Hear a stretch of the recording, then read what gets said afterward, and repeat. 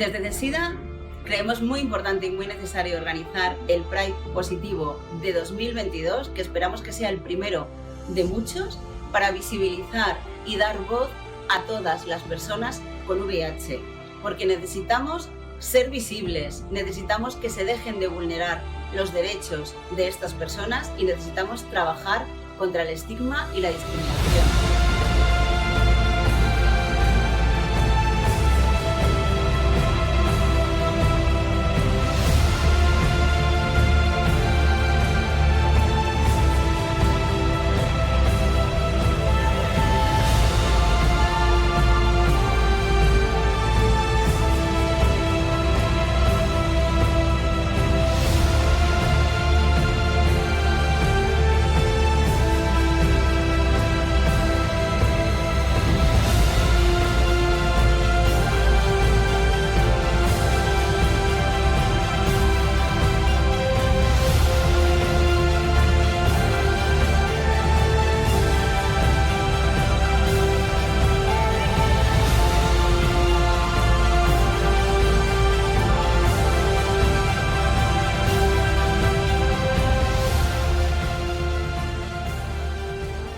Soy visible porque tengo derecho a serlo y porque así me siento mucho mejor conmigo mismo.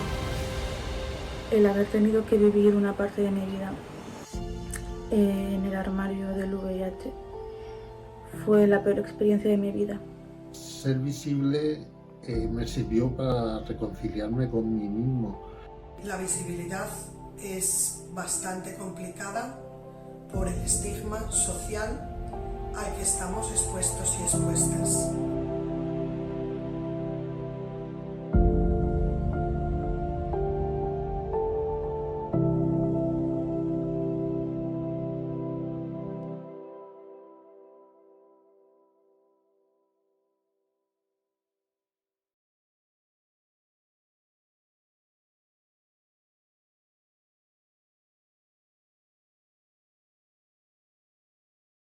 Bienvenidos y bienvenidas de nuevo a esta segunda parte de este webinar tertulia en el que estamos abordando el estigma y la discriminación asociada al VIH y el hecho de ser personas con VIH y ser visibles públicamente. Como en la primera parte, pues esto está enmarcado dentro del Pride positivo, el orgullo positivo que hemos organizado desde CESIDA y en el que habéis visto el vídeo de presentación antes de empezar esta tertulia. En esta segunda parte nos vamos a centrar en el hecho de la visibilidad de las personas con VIH. Creemos que la visibilidad es una herramienta importante para reducir el estigma y la discriminación, pero que también sabemos que las implicaciones de ser visible han cambiado a la par que la percepción que tiene la sociedad de las personas con VIH, han cambiado los medios de comunicación, han venido las redes y bueno, de todas estas cosas vamos a hablar con nuestros invitados e invitadas. Tenemos a María José Fuster, que es profesora de la UNED y directora de la Sociedad Interdisciplinar de SIDA, CESIDA, a Carmen Martín, coordinadora general de la Asociación Ciudadana Cántabra Antisida, y a Iván Garrido, que es psicólogo, activista, influencer y muchas cosas más. Muchas gracias a todas y a todas por compartir este trocito de vuestra vida con nosotras. Y bueno, yo soy Ramón Espacio, soy secretario general de la Coordinadora Estatal de VIH-Sida, CESIDA, y bueno, como os decimos, esto es una conversación desde la experiencia y la primera persona. Como en la primera parte, María José nos va a enmarcar un poco qué significa ser visible, qué papel juega la visibilidad en todo el tema de discriminación y estigma. Gracias, Ramón. Antes de enmarcar, quiero volver a reiterar mi agradecimiento y mi reconocimiento por la organización del Pride a CESIDA, también que hayáis contado con nosotros, con la UNED, para poder hacer llegar todos estos mensajes, y también agradecer a la UNED el soporte al VIH y al Pride que está dando. Y sí, en esta parte del debate vamos a hablar de una cuestión muy importante, que es la visibilidad, los estigmas, el grado de estigma que se sufre sufre está condicionado por una serie de dimensiones, y una muy importante es el grado en que el estigma es visible o no es visible. Hay estigmas que se pueden ocultar y estigmas que no se pueden ocultar. Los estigmas que no se pueden ocultar, por ejemplo, una discapacidad física, no te puedes proteger del rechazo, estás expuesta o expuesto todo el tiempo porque no puedes ocultarlo. Sin embargo, en la mayoría de los casos el VIH sí que es un estigma que se puede ocultar, y de hecho los datos que tenemos apuntan a que el grado de ocultación es muy alto. Los datos que estamos barajando apuntan a que no llega a un 5% de personas con VIH que somos visibles, que vivimos abiertamente con VIH, y el resto, hasta el 80%, hay diferentes, hasta el 95%, hay diferentes grados de ocultación, pero por ejemplo un 18% afirma no habérselo dicho nunca a nadie. Todo este tema de la ocultación de la identidad estigmatizada tiene mucho que ver con cuestiones que hablábamos también en nuestra tertulia anterior, que es el estigma internalizado. Por un lado, pues se hace por todos esos sentimientos de culpa, de sentirse inferior, pero también por protegerse y por el miedo al rechazo, porque efectivamente la ocultación tiene unas ventajas y tiene unos inconvenientes. Tiene unos costes importantes en la salud. Se ven las investigaciones que las personas que ocultan por este temor al rechazo están reprimiendo una parte de su identidad, y esto repercute en peores condiciones de salud. Sin embargo, también es verdad que, de salud física y de salud psicológica. Sin embargo, también es verdad que depende del ambiente en donde vivan las personas con VIH, si es un ambiente hostil, si el estatus socioeconómico es más bajo, si las experiencias de revelación han sido malas, si no hay un apoyo social suficiente, quizás sea más beneficioso para su salud psicológica y física ocultarlo que no ocultarlo. Por tanto, es una cuestión de mucho calado, además, porque el hecho de ocultar la condición impide una estrategia colectiva de afrontamiento muy importante, que es el activismo, que es la visibilidad.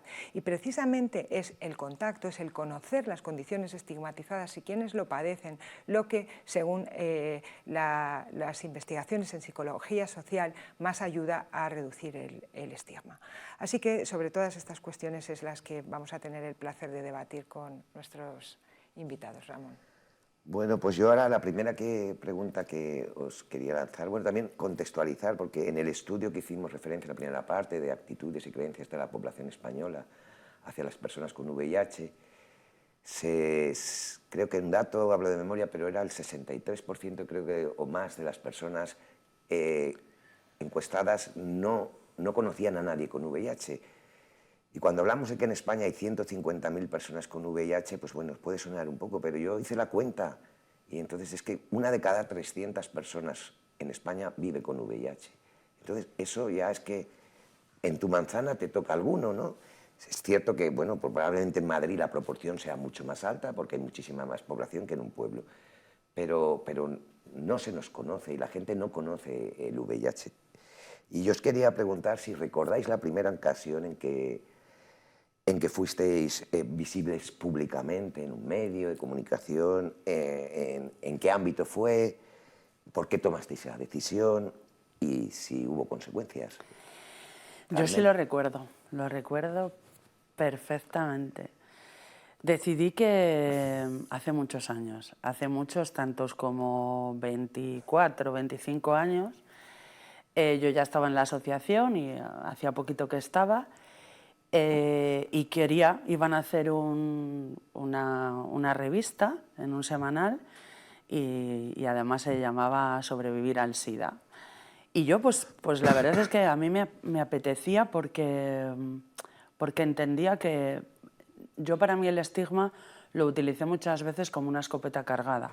Yo adelantándome y anticipándome a que probablemente me iban a rechazar, y como había sufrido, pues realmente había estado enferma y tenía miedo pues a fallecer y a decepcionar y muchas cosas, pues yo trataba de a todo el mundo de mi entorno cercano decirle que tenía VIH, porque lo sentía así y porque además eso también me servía para conocer quién estaba o no conmigo, quiénes eran mis amigos, y yo lo utilicé. O sea, para mí el estigma fue un arma, que yo lo utilicé como una escopeta y dije, mira, y el que no, fuera, ¡pum! Entonces yo decidí visibilizarme para salir en una revista y Y lo primero que me pasó fue cómo se gestó la entrevista. A mí me dicen pues, que quieren verme en algo en la vida cotidiana y voy pues, a la asociación, pues como estoy dando una charla sobre educación afectivo-sexual. Y me llevan al taller de inserción y como era monitora en aquel momento, pues enseñando cómo se hace la encuadernación. Y me dicen también pues, de una peluquería y se me ocurre pues, que tengo a mi tía que se lo puedo decir que si puedo ir allí, vamos a grabar allí las fotos y todo eso. En el momento que lo estoy haciendo, yo no soy consciente de que yo a mi tía no le había dicho nada. Y ella le está diciendo a todo el mundo, qué bien mi sobrina que va a salir en una revista. ¿Vale? Y entonces, en un momento determinado, yo me alejé y se lo dije a mi tía. Le dije, mira, que es que solamente, porque se lo había dicho al kiosquero, a la de los arreglos de ropa, a las cajeras del supermercado, a todo el mundo. Y le dije, bueno, que voy a salir bajo el titular de sobrevivir al SIDA. Me dijo, ¿tú tienes SIDA? Le dije que sí. Y ella me dijo, pues que, bueno, pues que no pasaba nada. Me dijo algo así como que le iba a decir a mi padre lo que teníamos que comprar para comer para que yo me pusiera fuerte. ¿Qué supuso para mí eso? Una conversación previa en mi familia, porque yo hablé con mis padres, porque yo creo que el estigma para mí, como reitero, yo lo he utilizado para saber y para identificar a quién tenía uno de mi lado, sobre todo en los momentos que lo necesitaba, pero sí para pues, decirle a mis padres, voy a salir en una revista porque creo que también para ellos ha sido un estigma. Se lo dije a mi hermana, que tiene 10 años menos que yo, porque yo sabía que ella sufría. Tu hermana es una sidosa. Yo el único día que la he visto a ella realmente sufrir y romperse de dolor ha sido cuando alguien le ha dicho eso. A mis hermanos, o sea, eso, porque ese miedo estaba ahí, el cómo les podía afectar a ellos. Porque yo repito que bueno, pues yo creo que para mí, yo lo he utilizado en mi favor, teniendo en cuenta pues, que era una debilidad, pues lo convertí en una fortaleza. Pero sí que creo que además afecta al entorno, no solamente afecta a la persona, sino que afecta al entorno social y creo que, bueno, pues que eso también hay que tenerlo en cuenta. Iván. Pues a raíz de lo que ha dicho mi compañera, mi historia es un poco parecida, la verdad. Yo me he criado con mis abuelos maternos y siempre me criaron pues bajo no se lo digas a nadie, no hay necesidad, qué van a decir los vecinos, el qué dirán, no hace falta que tengas pareja, se vive muy bien soltero. Entonces me habían criado bajo todo este miedo. Yo, pues debido a que estudié psicología y aparte pues que nací con VIH, sí que es verdad que he trabajado muchísimos años en asociaciones de pacientes. Y ya sabemos todos que muchas veces llaman los medios de comunicación a las asociaciones de pacientes para ver si hay un testimonio. Yo siempre decía que no, precisamente más que por mí, era por proteger a mi abuela. Dentro de una asociación de pacientes me ofrecieron ir a un congreso donde tuve la oportunidad de dar una ponencia sobre transmisión vertical y vi el poder que tenía mi historia. Entonces mucha gente me dijo, no te lo puedes callar, esto hay que... te tienes que empoderar y tu mensaje puede servir a muchas personas. Así que a la siguiente vez que llamaron para una entrevista a la asociación, dije que sí, era prensa escrita, salía del armario en un medio que ahora mismo pues no es muy leído, prensa escrita, todo muy bien, yo dije que sí, pero cuando llegaron a mi casa venían 2 cámaras, una pértiga y un montón de recursos audiovisuales que iban a pasar el día conmigo. Y yo, pero esto no era para un periódico escrito. Sí, pero nos ha gustado mucho la historia y la vamos a sacar en la portada del periódico digital, en uno de los periódicos más leídos de España, va a haber un podcast, va a haber un vídeo y van a salir varios días trocitos de la entrevista. Y dije, bueno, pues el destino ha querido que así sea y así fue. Pero me preocupaba mucho mi abuela. Yo tenía un sentimiento muy fuerte por mi abuela porque sabía que le iba a asustar muchísimo. Me acuerdo perfectamente cuando salió publicada, se armó muchísimo revuelo, yo fui a mi abuela y se la enseñé, en plan, abuela, juntos vamos a verla.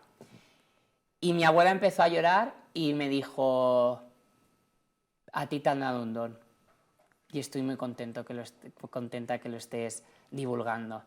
Y entonces yo entré en paz absoluta y dije, pues ya está. Si a ti te da igual, que era la que siempre he intentado proteger, y ella a mí, vamos con todas. Y ahí empezaron a salir un montón de medios de comunicación y hasta el punto de vista que la gente, ¿no? Un poco lo que yo cuento en redes es que a mí siempre me enseñaron, ¿no? A que mi pluma, el hecho de ser gay y al VIH lo iba a esconder. Y cuando empecé a decirlo en redes, Ahora somos una comunidad de casi 200.000 personas, donde yo hablo de VIH, hablo de salud sexual y hablo de psicología. Y precisamente hablando de la visibilidad, todas esas cosas que a mí me dijeron que eran malas, que tenía que ocultar la pluma, ser gay y tener VIH, cuando las he conseguido comunicar de una manera correcta y previa a una gestión interna, he conseguido que lo que causa es admiración. Y todas esas gente que me escribe, gente de 80 años que me escribe por TikTok para decirme que ha descubierto que ella tenía un miedo horrible, gente de 16 años, gente que me cuenta sus realidades. Para mí ser visible es todo, y la gente muchas veces me dice, ¿no tienes sentimientos de culpa o rencor hacia tu madre? Yo nada más que si pudiera estar aquí, que lamentablemente no está, le daría las gracias, porque considero que me ha dado una oportunidad de vida increíble y que Iván Garrido es Iván Garrido gracias al VIH. Y poder tener este mensaje de empoderamiento, poder ayudar a las otras personas, poder romper ese 17% y que vaya en aumento y que ayudar a otras personas que se han hecho visibles gracias a ver mis vídeos, hostia, ser visible mola muchísimo y no lo cambio por nada, porque el amor que recibo, que también tiene su parte egoísta, ¿no? Porque recibo tanto amor que no lo cambio por nada. Y sí hay hater y sí hay mensajes de odio, pero nunca van a opacar los mensajes de amor, que son brutales. Y al final salí del armario sin quererlo respecto al VIH, pero vamos, si lo llego a saber salgo antes. Bueno, María José, tú has sido la cara visible del VIH en España, presidenta de CESIDA también durante muchos años. Sí, yo la verdad es que fui visible desde el principio y aquellos años los recordáis y eran muy duros y todo el mundo se moría y yo no entendía el porqué de toda esa indignidad, reconstruyendo después, como he salido tantas veces en los medios, en una entrevista que me hizo Ana Pastori, quise echar atrás en mis recuerdos para ver qué había pasado esos primeros años, cómo habría reaccionado mi familia y tal. Y puesto que yo no vivía en el mismo lugar, yo soy de un pueblo, de Benidorm, y claro, la visibilidad allí, pues estas cosas siempre afectan diferente, ¿no? Y encontré una carta de mi madre en la que me recomendaba que yo le había contado a mi novio, cuando me enteré que tenía VIH, al novio que tenía, se lo había contado para que fuera a hacerse las pruebas. Y encontré una carta de mi madre que decía que me recomendaba que le dijera que era mentira, que nunca la sociedad me iba a perdonar eso y que lo había dicho para asustarlo, no sé qué. Bueno, hecho está que yo ignoré obviamente esa indicación y me empecé a meter muchísimo en el activismo y por lo que hablaba antes, y lo comentaba Iván, una de las cuestiones muy importantes es las experiencias de refuerzo que recibes a la hora de visibilizar. Y yo recuerdo, yo vivía en Barcelona y fui a alquilar una habitación a casa de una persona que es una gran amiga mía y que sigo yendo allí, y sus hijos eran adolescentes, yo tenía 23 años, y entonces les quise contar, con la ayuda de su madre, que tenía VIH para que llevaran cuidado con los cepillos de dientes, estas cosas que hacíamos, ¿no? Que llevábamos cuidado y avisábamos. Y entonces estaban ahí alrededor de la mesa y dice, es que María José os tiene que contar una cosa, os tengo que contar que es una familia con mucho sentido del humor. Y entonces cuando contesto dijeron, uff, menos mal, pensábamos que nos ibas a decir que estabas embarazada. Entonces, aquello me hizo mucha gracia y ya continué con el activismo y en la televisión. Bueno, sí que recuerdo que hubo una vez, de las primeras veces de que me llamaron para televisión, que fue, creo que el primero que fue Esta noche cruzamos el Mississippi, Qué fuerte. El que presentaba Sardá. Sí. Era, bueno, uno de estos, el primero que hubo. Pues entonces ahí dije que no, porque no me fiaba, porque pensaba que iba a ser un programa amarillista y tal, y me aseguró la productora que no iba a ser así, porque Sardá estaba muy sensibilizado con el tema y tal, pero ahí dije que no. Pero después ya, pues la verdad es que siempre he sido visible, siempre he salido en los medios de comunicación y lo que decía, por reivindicar esa dignidad, he construido mi vida, mi profesión. También conforme a la lucha contra el estigma, la psicología social, soy profesora, soy activista. Entonces, bueno, una de las cosas que cuando reconstruí de mi madre Mi madre le decía a sus amigas que pusieran la televisión, que salía su hija como si fuera una artista. Esto me encantó. Mi hermano el pequeño, que jugaba al baloncesto, cuando he ido a indagar qué sentía en aquellos momentos en que yo empezaba a hacerme visible, él tenía 11 años y jugaba al baloncesto y dijo, jo, tengo una hermana que es como Magic Johnson. Y eso me lo han contado después. Y luego pues tengo otros hermanos que en ese momento sintieron también pues, un poquito de miedo de a ver el pueblo cómo reaccionaba y tal. Pero hecho está que el apoyo de todo eso pues ha hecho que siga aquí. Así que... Pero Ramón, tú eres el moderador, pero tú también has tenido una experiencia de visibilidad. Perdona que me salte el guión porque es preguntarte a ti, pero me gustaría que también compartieses la tuya. Pues a mí me costó más. A mí me diagnosticaron en el 86. Y bueno, yo empecé en el activismo en el 93, pero yo a mi familia no le había dicho nada. Yo tenía pánico que mi madre se enterara. Mi padre era médico, mi padre se enteró en el 93 porque volví de un viaje que había estado un año fuera y tenía una tuberculosis y no había a un médico, no había manera de ocultárselo, pero a mi madre se lo ocultamos durante todavía un año. Y a mí, yo recuerdo la primera o de las primeras veces ya así en un medio, yo soy valenciano y allí el Canal No, la televisión autonómica, un día el 1 de diciembre, el Día Mundial de la Respuesta al VIH, yo nunca, a mí siempre me daban mucha rabia los testimonios, ¿no? Y te pasó, y yo, fíjate, estuve enganchado, yo no sé qué, tal. O sea, yo no tengo, yo adquirí el VIH por vender sangre, no por una transfusión, digamos, y no pertenecía a los grupos, y creo que es una pregunta que no al caso, que no tienen por qué hacértela, ¿no? Pero bueno, estábamos ahí en la Plaza de la Virgen, que hacíamos el 1 de diciembre, el Día Mundial del SIDA, de repente vino la televisión y yo era el presidente de la Federación de Asociaciones de la Comunidad Valenciana. Pero yo quería hablar de nuestras reivindicaciones políticas, pero no de Ramón. Ramón no es importante en mi vida, no, o sea...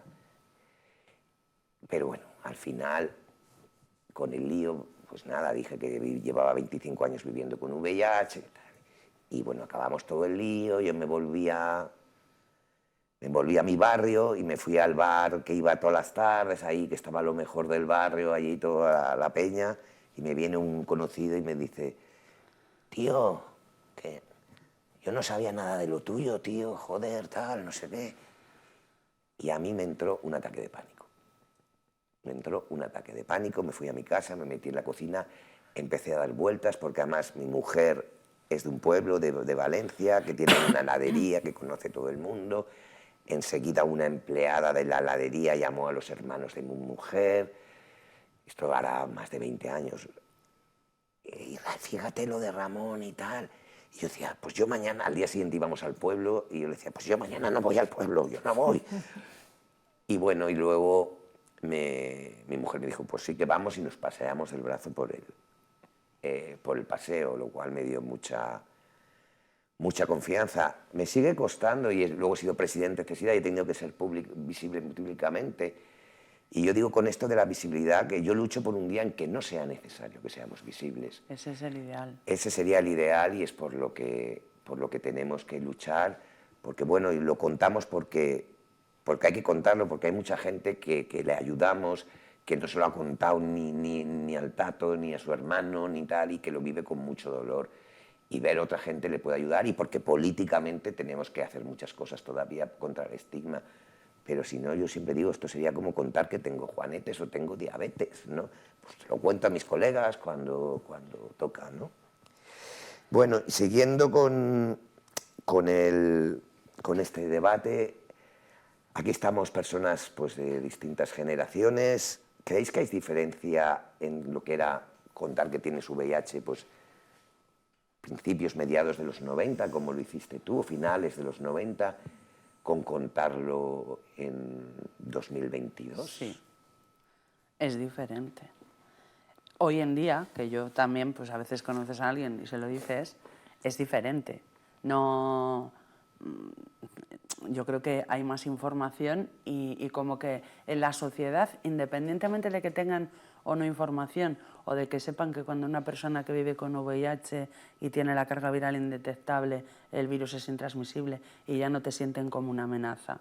Quiero decir, porque hay gente que tiene información, pero luego es como que la sociedad se ha relajado y parece que el SIDA no existe.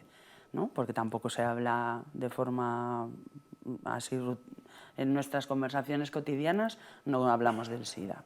Entonces, yo hace años, cuando me enfrentaba a decirle a alguien, porque además tenía un diagnóstico de SIDA, había tenido una tuberculosis, una neumonía, había pasado muchas cosas, pues hombre, era enfrentar una sentencia de muerte, porque lo era, y porque el significado era ese, y era de despedida y de necesidad de apoyo. Yo me visibilizaba porque quería que estuvieran a mi lado. Yo se lo dije a mi padre, a mi madre, pero recuerdo el drama de querérselo contar a mis hermanos, de cómo lo hice con tiempo, y mis padres decían, tú hazlo, pero tú sabes que tu hermana es más pequeña, pues no sé cómo medir las palabras, porque las tenía que medir y porque tenía que darle la información de que yo estoy en paz.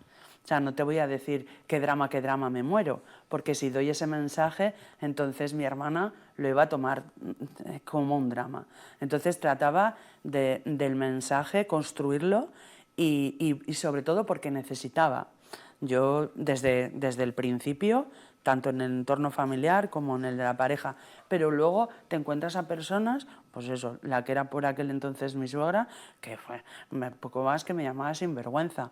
¿Cómo puedes ir tú? Primero era, pues, y vais dando condones, informar. ¿Qué necesidad tiene la gente de saber si tienes o no tienes? Anécdotas y cosas de la vida. Un día también, en una mesa de estas del Día Mundial del SIDA, ella, que no quería absolutamente que se la relacionase conmigo para nada, porque era otra época, y es verdad, hace 25 años, 30 años, era otra historia, hace 25 años concreto de esto.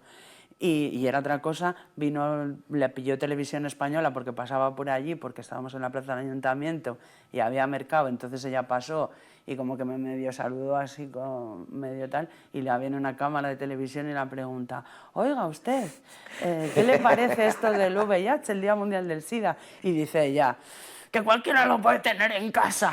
Pero lo dijo como qué desgracia, que además me ha tocado esta, ¿sabes? O sea, es como esta, que además no se calla ni debajo del agua, ¿vale?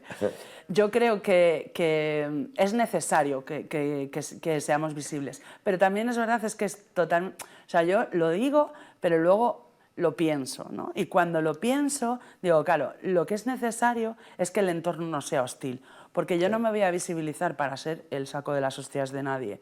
Y yo, que he sido una mujer visible desde que tenía 20 años o 20 y tantos años y tengo 50, yo ha habido momentos en mi vida en los que he hecho un retroceso, porque muchas veces es necesario ese retroceso y porque hay entornos en los que no quiero sentir violencia hacia mí. Y ante no querer sufrir esa violencia dices, bueno, pues me callo, que es en el único momento en el que considero que calladita estoy más guapa. Pero es en el único momento, pero a veces es verdad que lo considero. Por ejemplo, con mi hijo. En el entorno del colegio de mi hijo, cuando mi hijo era pequeño, tenía 7, 8 años, pues se dio una circunstancia en la que él pues dijo, porque Joel pues ha estado en encuentros en Valencia con personas que viven con VIH, tiene información, tal, pero es un niño y hay cosas pues que con los niños se hablan como un poquito más adelante, ¿no? Pero sí que le había dado pinceladas de lo que me pasaba y él comentó, porque es un niño con la inocencia de un niño. Y me di cuenta de que hay que retroceder, porque eso le podía perjudicar a él y podía sentir el látigo de la discriminación, del estigma, del rechazo, mi hijo. Porque yo me puedo defender, pero mi hijo no. Un niño con 8 años no puede sostener emocionalmente que a su madre la llamen sidosa, por ejemplo, porque eso es difícil. Entonces hay momentos en los que hay que dar un paso atrás y que el paso al frente solo le podremos dar cuando realmente las instituciones no nos discriminen, cuando en el ámbito sanitario no exista esa discriminación, cuando en el entorno social no tengamos porque la necesidad de reivindicar nuestros derechos, que es lo que estamos haciendo ya aquí, que no es porque a mí me apetezca decirle a nadie, porque también entiendo que es algo íntimo, que es algo mío. Es que no tendría por qué estar haciendo esto. Y lo hago porque estoy defendiendo derechos. Lo hago en una libertad, entre comillas, y lo he decidido, y eso sí que lo he decidido, pero bueno, lo suyo sería encontrarme un entorno en el que no fuera necesario agitar la bandera. Iván, En esta línea, tú nos has contado también que, bueno, hiciste una salida del armario del VIH en tu canal de TikTok, de Instagram, y claro, las redes, nosotros somos mayores, pero para vosotros las redes es algo fundamental, es una herramienta de relación y de comunicación brutal. Y bueno, ¿cuál es el papel? ¿Qué papel juegan las redes en todo este entramado del estigma, la visibilidad? ¿Son positivas, son negativas? A ver, está claro que es necesario. En mi canal de TikTok hay vídeos que tienen 3 millones de visualizaciones. Entonces, está claro que ya sea el mensaje o sea mi historia, está claro que se necesita, porque hay 3 millones de personas que lo han visto, hay 200.000 personas que lo han compartido, 10.000 comentarios. Está claro que la gente tiene algo que decir al respecto. Muchos de ellos serán por morbo, otros muchos serán porque consideran que soy un referente y otros muchos serán para informarse. Lógicamente habrá de todo, pero está claro que hay un producto y ese producto es consumido por la población, ya sea por un motivo u otro.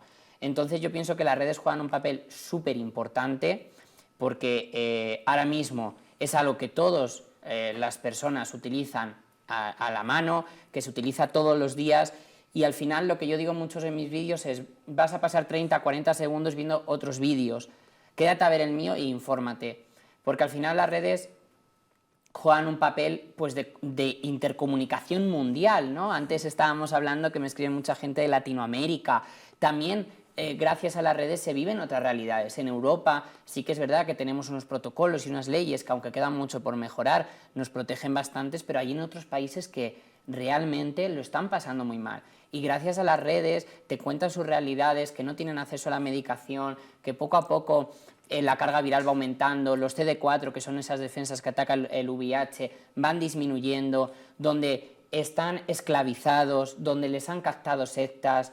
Eso es una realidad que existe.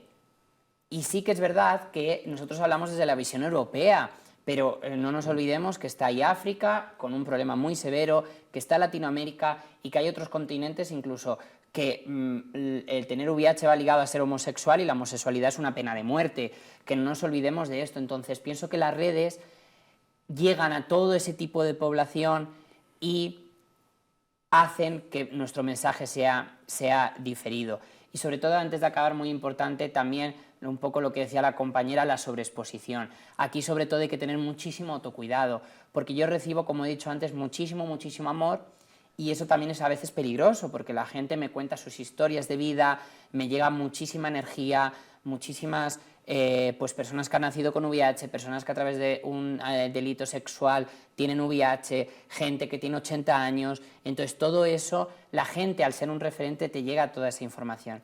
Entonces no es un punto de vista negativo, pero simplemente decir a la gente que la visibilidad no es gratuita y que tiene un precio, y sobre todo es muy importante que las personas activistas nos cuidemos y regulemos todas esas emociones que llegamos, porque ellos al final son 3 millones de personas, pero yo soy solo uno recibiendo 3 millones de mensajes. Entonces, sobre todo esto, el autocuidado y que ser visible es algo necesario, hasta que, aunque diga María José que el estigma es muy difícil de paliar, pues hasta que lo paliemos será necesario el activismo. Tendrá que levantarse Einstein de la tumba para decir que al final fue más fácil destruir el prejuicio que el átomo.